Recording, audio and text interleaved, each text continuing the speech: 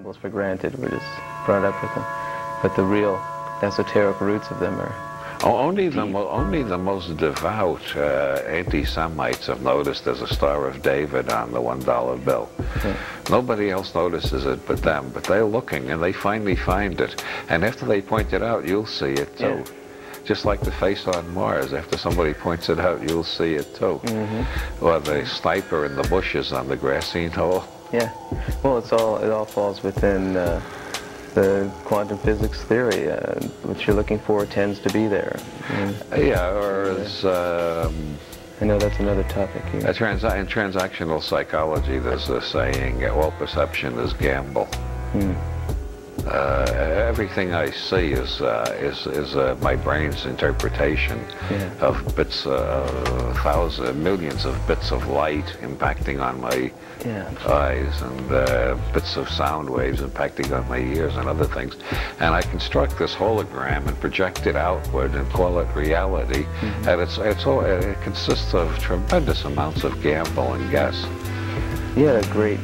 There's an exercise you do before your lectures I read about in Cosmic Trigger, where you have the participants take mental note of the hallway after they've arrived in the room. How does that work? Well, I have everybody describe the hall they came through. There are different ways of doing this, but let's say we have them all write down what they remember, and then we have them read it aloud. And no two people are describing the same hall. I've been doing this for 30 years, and I've never found a class or a group, workshop, where two people describe the hall exactly the same. People describe things that other people don't see. They add things that nobody else saw. And most people don't even notice that they're in the hall themselves, which is what Gurdjieff calls self-forgetting. They don't even know they're there. They don't know where they are.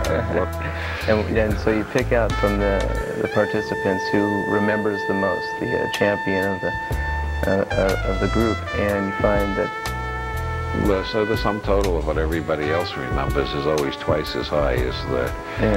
So if you had Sherlock Holmes in the class, presumably it would still work. The class as a whole would see twice as much as Holmes, even though Holmes would see more than any individual in the class.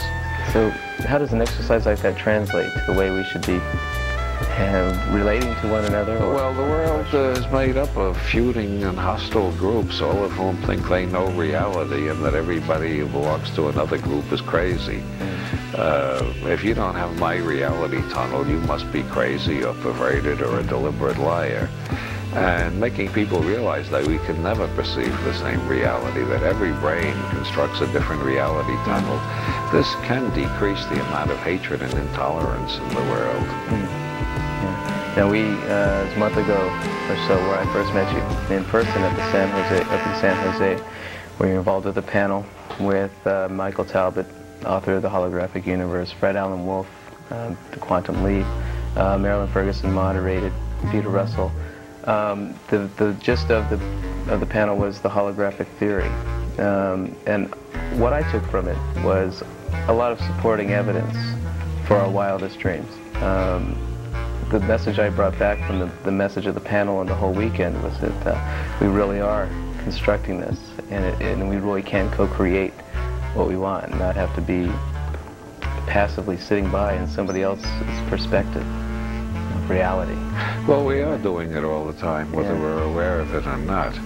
So it's a matter of getting in control of doing it positively, or is there any judgment? I mean, well, you're creating your own reality tunnel. That doesn't mean you're creating reality. Out of reality, whatever that is, out of the infinite flux of energy, you're creating your own reality tunnel, and most people aren't aware of it. Sad people think the universe is sad. They don't realize they're creating a sad universe. Angry people think the universe is making them angry. They don't realize they're making an angry universe. And of course, paranoids are the most modest people of all. They construct really fantastically melodramatic universes better than the best spy novels, and they take no credit for it at all. They don't realize what great artists they are. Well, this That's the difference between me and, Salvador Dali said the only difference between me and a madman is that I'm not mad. The only difference between me and a paranoid is that I take full credit for all the weird pictures of the universe I create. Well, this brings us back to the question of the Illuminati, be it a paranoid concept or be it reality. I mean, the most paranoid person would be creating that possibility. Is that right? In that line of thinking, is that? Well, yes. I prefer to assume if the Illuminati exists, they're on my side. Otherwise, I've defined myself into a loser script right away. Right. Who wants to be in a loser universe? I prefer to be. So, if they exist, they're helping me. Yeah. Or they're certainly not minding you looking into the topic. It's like the power elite. I've always defined the power elite as myself and my friends, because anything else right away puts you in a one-down position and discourages you from doing your best. Right.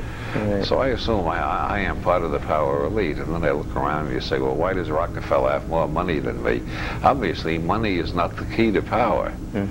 The key to power is wild, creative ideas, bizarre ideas, new information, wackiness. Look at the Renaissance. Look at California today. Wherever you have a lot of wild, crazy ideas, you have a tremendous acceleration of science, art, technology, and wealth, all increasing.